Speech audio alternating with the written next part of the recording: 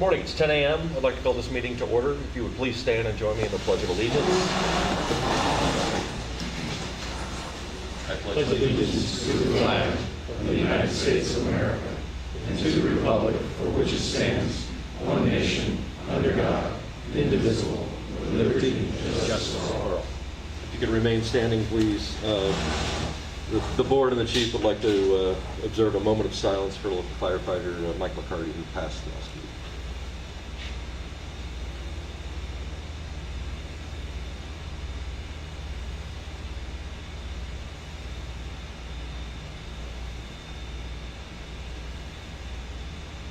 Thank you.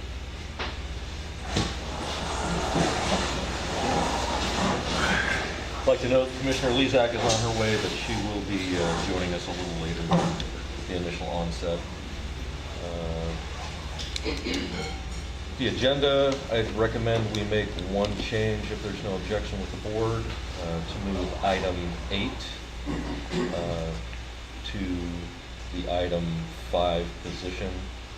And then we'll follow up in order after that, so we can get the folks from our auditing firm in and out as efficiently as possible.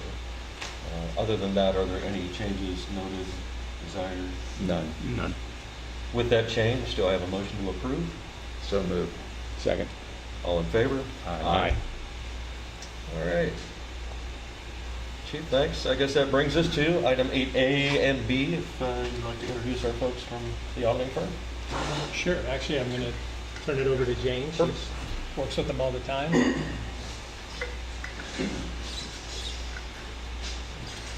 I'm happy to introduce Jeff Brown. He is the partner in charge of our account with the firm of Ashley Brown Smith. And I'm also happy to say that Teresa DaCosta, who is an integral part of this whole process. She does all the field work. She just became a partner at the firm as well. So congratulations to her, and thanks for all your work with the audit. We appreciate it. Jeff? Thank you. Thank you. Good morning. I'll be brief, but feel free to interrupt me as I go through if you got any questions. For the record, this is a present for the audit for the fiscal year ending September 30th, 2024. The first thing in here is on page 1 is our independent auditor's report. There's some bold headings in here to kind of delineate what our responsibilities are, what management's responsibilities are, and then the second paragraph is what we call our opinion. So it states, in our opinion, the financial statements referred to above present fairly in all material respects the respective financial position of the governmental activities of the district. So in English, that's the unmodified, clean, unqualified opinion. It's the highest level of assurance that you receive from an auditor. Basically means that the financial statements as they were prepared and presented by your staff are in accordance with governmental accounting standards, generally accepted accounting standards, everything that they're required to be. So we appreciate the Chief and Jane's professionalism and expertise in allowing us to be able to issue this report. The audit process is obviously pretty intrusive and in-depth, and we ask lots of questions, tracing documents all the way through, so we appreciate their efforts as well. If you have it, on page 4 is what's referred to as management's discussion and analysis. I encourage you just to kind of keep this as a reference tool. It's in a narrative format. It's got some comparative information to fiscal year 24 and 23, and then also some prospective information out to 2025. Kind of provides a nice overview of the financial highlights for the fiscal year. On page 12 starts the actual financial statements themselves. This is the statement of net position as of that snapshot date of September 30th, 2024. So the purpose of this statement is to present all of the district's assets and liabilities, including non-current assets, so buildings, apparatus, equipment, and then down at the bottom it is what we call total net position. So that $23 million number, that means that the liabilities are in excess of, or I'm sorry, the assets are in excess of the liabilities by that amount on what we call the full accrual basis. So that's got pension liabilities, all the long-term liabilities, and all the long-term assets in there. And if you turn over to page 13, it's the statement of activities. In the for-profit world, this would be your income statement or your profit and loss, again, on that full accrual basis. But the third line from the bottom, that change in net position, $7 million, that that's how the net position increased from the end of fiscal year 23 to 24 on that full accrual basis. For comparative purposes, if you turn over to page 14, is the balance sheet, and this is what we call a modified accrual basis of accounting. So it's similar to that first statement of net position that I explained to you, but this does not have apparatus and buildings on it, and it does not have pension and notes payable and other long-term debt. So here you can see down at the bottom that fund balance on the general fund, and it does break out between the general fund and the capital projects funds, but again, positive numbers, so the district is in a sound financial position. And one more here, if you turn back to page 16, statement of revenues, expenditures, and changes in fund balances. So this is that profit and loss or income statement on that modified basis of accounting. So the third line from the bottom for the general fund, the fund balance increased about $2.4 million. So the revenues exceeded expenditures. Expenditures being including debt service payments, capital outlay, so the purchase of the land, for example, would be in there. So on both bases of accounting, fund balance and net position increase. So that's obviously a good indication.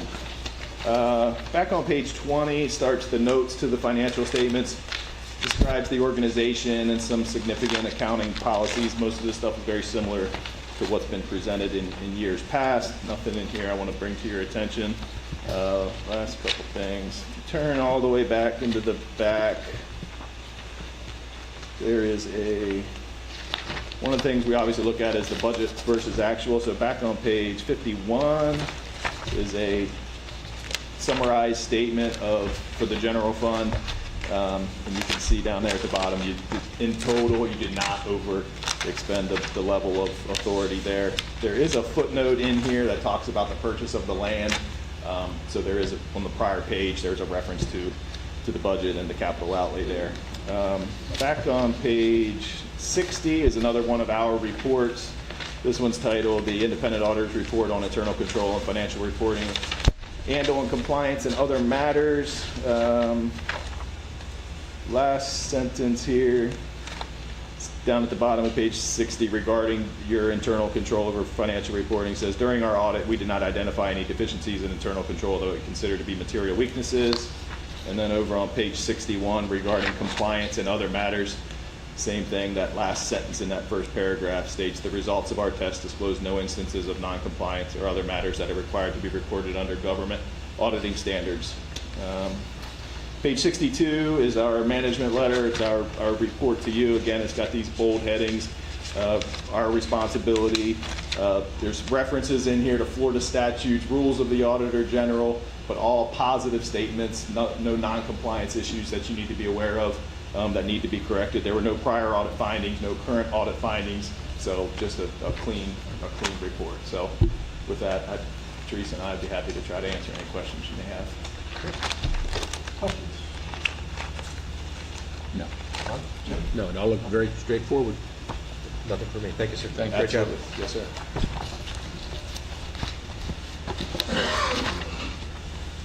All right, good with that Thank you, Jeff. presentation. Takes us on to a resolution. We need to adopt the audit. Commissioner Fleming, if you'd be so kind, sir. Resolution 2025-02. Resolution of the Board of Commissioners of Fort Myers Beach Fire Control District, Florida, to amend and budget for fiscal year 2024-2025, providing for servability, providing for an effective date. Whereas the Board of Fire Commissioners of the Fort Myers Beach Fire Control District is desirous of amending the annual budget and parts thereof for the 2024-2025 fiscal year to show the carrying forward and allocation of the district's actual fiscal year's end general fund balance in the amount of $23,741,183. Thank you, sir. And the rest of this resolution is the legalese providing for the effectiveness and the dates will be adopted as of today. Do we have a motion to adopt the resolution? So moved. A second. Second. Discussion? Public input? Seeing none, all in favor? Aye. And Jane, does that need to be a roll call? It does. Okay, that's all. Jim? Yes. Roll call. Jim, Ron? Yes. And I also vote yes. The motion carries 3-0. Thank you. I'm sorry, Commissioner Bennett. Yes. We also need to adopt the audit. A motion to adopt the audit. Is that what we just did? No, this is a resolution. The to resolution, amend the so a budget. motion to adopt the audit as well, okay. And with that approval, do I have a motion to adopt the audit as presented? So moved. Second. Discussion? Public input? All in favor? Aye. Thank you.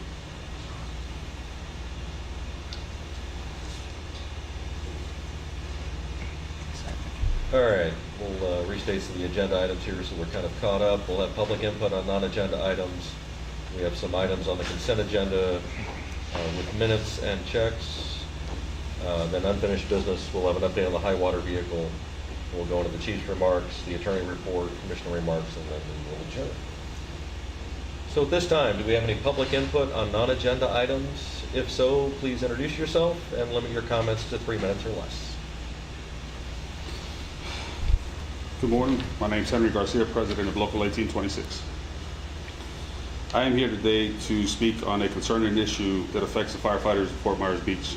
And that's why is it that Chief Worth has decided to eliminate the battalion chiefs? Why is it that he's decided they are no longer needed and he's moving to either demote or terminate them? These are two of the most tenured and operationally vital personnel of this department. Battalion Chief Grill, who's here in attendance with 31 years of service, and Battalion Chief Brunson, who's also here in attendance with 23 years of service. This is clearly not a financial decision. We know that because the chief has already hired or plans to hire 2 additional administrative chiefs, bringing the department's total to 5 administrative chiefs in the department that has 3 fire stations. Removing the highest ranking shift officers while expanding administrative overhead makes no operational sense and does nothing to serve the residents of Fort Myers Beach. This is a disservice to the line rank firefighters who depend on their battalion chiefs for leadership, coordination, and support. And this is a disservice to the public who expect experienced command officers managing emergency scenes and making critical decisions when every second counts. Now let's address the transparency issue, or the lack of it. The vacancy left by Battalion Chief Lamb in February of 2022 has gone unfilled for over 2 years. During that time, the union made multiple attempts to get the position posted and filled, but it never happened. The union also made several requests to begin negotiations for a successor agreement of the battalion chief's contract, and that also went unanswered. It wasn't until the union contacted this board directly that the chief finally revealed his intent to eliminate the position entirely. Following a disclosure in a separate conversation with District Vice President Terry Brunson, who's the battalion chief here, the chief Terry Brunson made a comment of why the chief hadn't answered his emails. The chief's response to that is, well, now you know why I didn't answer you, referring to his intent of dissolving the position and no intent of negotiating a new contract. That comment is deeply troubling. It confirms that this plan has been in place for some time and the chief intentionally chose not to engage the union. It reflects a deliberate lack of transparency and disregard for the negotiation process as well as the well-being of the members that are affected by it. I ask you, what message does it send to every firefighter who has worked, trained, and sacrificed in the hope of advancing through this department? It seems to be that there is no path forward.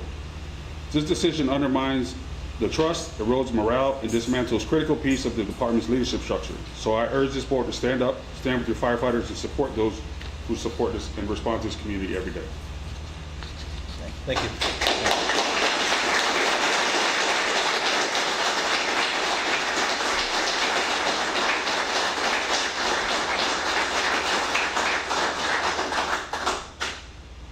Any further public input?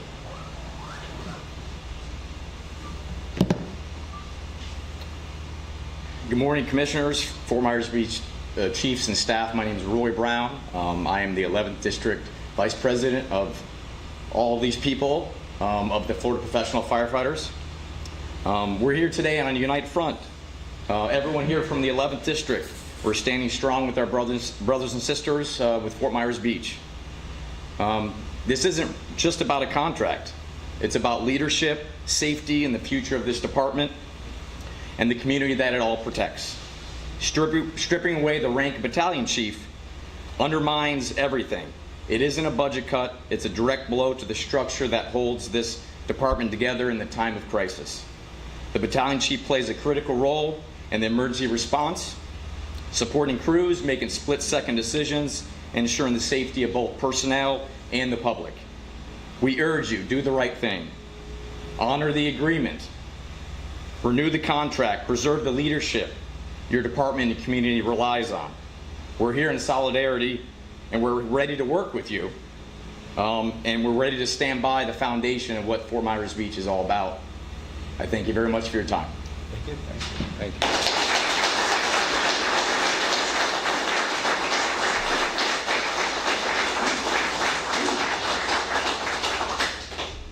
you. Any other public input on non-agenda items? Hi there. Yes, ma'am. If I may. I didn't get the shirt, guys. My name is Captain Melody King. I'm a 110 Master Captain licensed with the United States Coast Guard. We all know why we're here, formally and informally. This is my Ohana, okay? This is literally my family. You don't know me from Adam. You don't know me from Eve. And listen, Chief Worth, I respect you. I'm gonna need your help, and I'll tell you why in a minute. This shirt, do you recognize this? You can nod or say no. I want to know, whose blood is this? Whose blood is this on this shirt? Do you know? Who has a shirt like this? Who recognizes this shirt by a nod of heads? Who has blood on their shirt like this? Nod of heads. Who does not know whose blood is on this shirt because you came to battle after the second largest natural disaster? Can I see a hand? Who battled after Hurricane Ian? Who knows me? Does anybody know me? Nod of heads, you don't have to announce it out loud. I'm not here to publicly display anything, with all due respect to you, sir. You got big shoes to fill. The ones that don't know me, I'm a really loud, proud Fort Myers Beach local. Can I tell you what they did for us? They don't even know it yet. We created, and by we, I stand tall, United States Coast Guard Auxiliary Flotilla 91. We created the Sea Scouts of America. We have the first ever historic program coming to Fort Myers Beach, and you guys didn't even know about it yet, but I'm gonna need your help. Furthermore, I'm gonna need your help, guys. I'm gonna need your help to unite what has happened, and politics will not destroy this firefighters union. There are rules we have to uphold. There are laws we have to abide by. There are charters and there are memorandums of understanding. We took them in search and rescue, and in my honor, it is my duty to protect anybody in distress in the water. You guys are sinking. Your union will sink if you remove these two broad-standing leaders, because without them, I'm not going to be able to shape the future of search and rescue. We have 14 to 18-year-olds right now in our charter for Ship 91. The Scouting of America program needs leadership, and local knowledge is key. After disaster, our federal government came in here. They were on San Carlos Island searching for Pearl Street. Can I just say, you don't have to shake your head. You're under a memorandum of understanding. If you knew the Denning-Hurst case, 103 days later, our firefighters union, under the direct leadership of the two you guys are trying to remove for whatever political reason against laws and charters, they were the ones that pulled out that veteran who was stuck in front of Salty Sam's Marina, imagine that.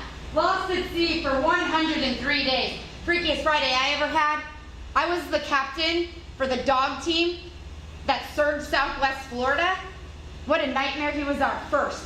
And I was not under a memorandum of understanding. So understand, this community needs unity and the leadership to remain the same, because if we don't, this island will never be great again. Our political is divided. There are Protect FMB. There are class action lawsuits against cyberbullying. This is a mess. This has created an even bigger mess. This is a serious travesty to mental health.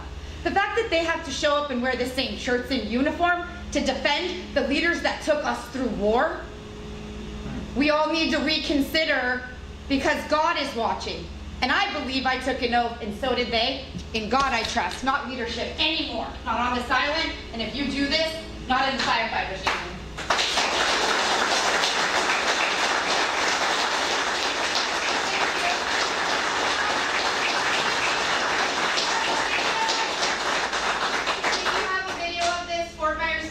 I'm rocking 1 million views. The world will find out what you're doing to this island. Thank you. Any further input on non-agenda items? Seeing none, thanks to everybody who provided input. We will take it under consideration. Item number 6, consent agenda. We have several items, A through E, on minutes and expenditures. We've all had a chance to review it. Do I have a motion to adopt the consent agenda? So moved. Second. Discussion. Public input. Seeing none, all in favor? Aye. Passes 3-0. Thank you. Unfinished business. Item 7A, Chief. Yes, thank you. So last few months, we've been talking about, what are the right resources for us to bring into the district to be able to handle high water situations. We've gone through several iterations from amphibious vehicles to LMTV, and with input from the USAR leadership. The picture on the screen represents the pickup truck and the boat trailer combination that they're using. These are resources that they've built out this year, and a recommended resource that would serve us in most of our high water situations. So what I'm looking at is taking the existing pickup truck that we have and lifting it to match what the USAR is using, and then using a single trailer and inflatable boat that can be pulled behind it in case the truck gets into water too deep. In addition to that, also looking at, talking with Forestry last week, Forestry has vehicles that are available, some older ones I went out to look at that could be assigned to us. But while I was there, I also got the opportunity to take a look at their new high water vehicle, or swamp buggy, if you will. This vehicle is built local. They just took possession of it, although they have some other older versions. This would give us even more water depth fording capability than a pickup truck. It also provides 200 or 250 gallons of water, a tank, and a hose reel, so that some minimal firefighting could be done. This vehicle would be able to carry 6 or 8 civilians at a time with 2 people up front, and can be modified to have a canopy or cover over it for the inclement weather we would be out in. So this vehicle wouldn't be available for this season, but it could be available for next season if it's something that worked out. So right now, I have the ability to go ahead and put the boat in the fleet and get the pickup truck modified fairly quickly. This vehicle would take into next year for it to be ready if we decide that's the way to go. So I'm still working with the vendor on this to see what a quote looks like, what the modifications would look like, and what a final vehicle would look like for our use. Chief, is this an either-or choice, or, looking to the season that's fast approaching, would we be able to implement something for this season and then possibly go to something more permanent in future seasons? So even as early as last season, when we were in district for Helene and then with Milton, I think it was by Milton, USAR had staged the resources that I showed, the truck and trailer. Right. And they were basically staged either side of our district, but ready to deploy to the islands as needed. So that resource will still be available, and it's now a standing order based on, if evacuations are ordered and the need seems like it's there. In addition to those, the truck and trailer and boat, I believe we could have for this season, not by June 1st, but we could have them fairly quickly. Right. And then the high water vehicle, the swamp buggy option, if that plays out, would not have it for this season. It has to be built for our custom needs, and that would be for next season. That would be in addition to it. Okay. And if you remember in the budget last year, we went back and we put $100,000 in to do some form of high water vehicle this year. So we have budgeted funds. Okay. Thank you. Well, I think it's about time we have a vote. I've been looking into a different style vehicle that costs more, but we can discuss that. It's a bigger swamp boat.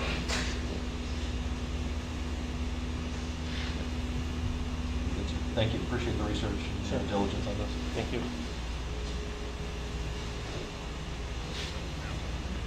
All right, we've already taken care of the financial statement and resolution, which takes us on to fire chief remarks. Very good.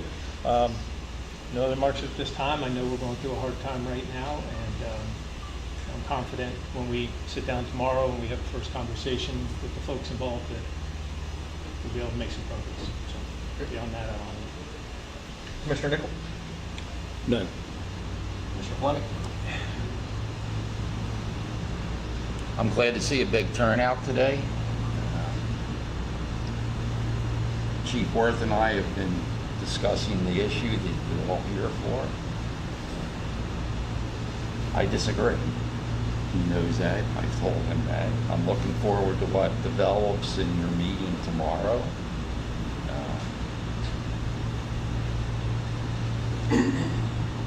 Incident command is paramount to our safety. And a company officer can't do everything. I believe in the incident command system. And we'll see where we go.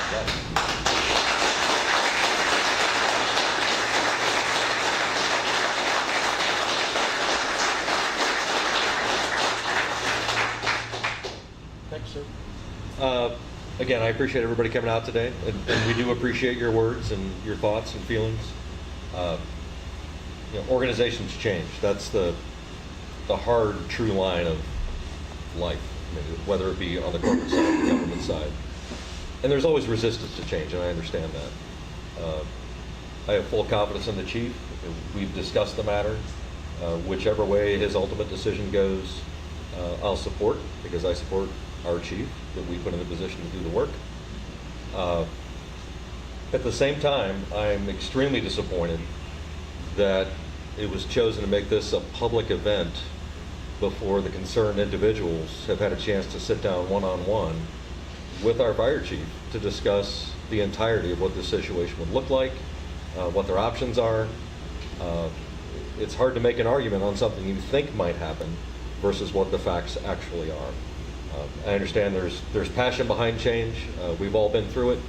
Everybody who sits in this room has dealt with change. As it's pictured to me, again, it could go either way, but in the ultimate end and the decision-making process, we have to be financial responsibility holds true to the people of this beach. They're the ones and the reason that we exist as an organization. That's who pays the bills. That's who pays the salaries. That's who pays your retirement. Ultimately, the best thing has to be done for them. And I have good faith that, in the end, that's the decision that'll be made.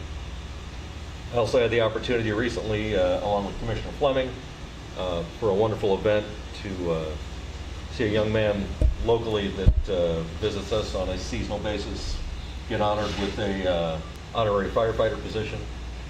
He's dealt with some lifelong health issues. His dream is to be a firefighter. Due to his physical conditions and health issues, it's never a possibility. But there is not a 19-year-old young man that I've seen anywhere that is more passionate about the fire service, the apparatus, the individuals. He takes pure joy in seeing the job that you all have the pleasure of doing and the duty that you swore to do. And I thank you for it. And I thank the chief and the staff at the station that brought this forward and made that happen. It was a nice shining light in a little bit of a stressful time to see that the community is really what we're all about. And that's a reason we all here serve, and you chose to serve. With that, unless there's anything else, Attorney Salzman, any input report? No, sir. Thank you, sir. Do I have a motion to adjourn? So moved. Second.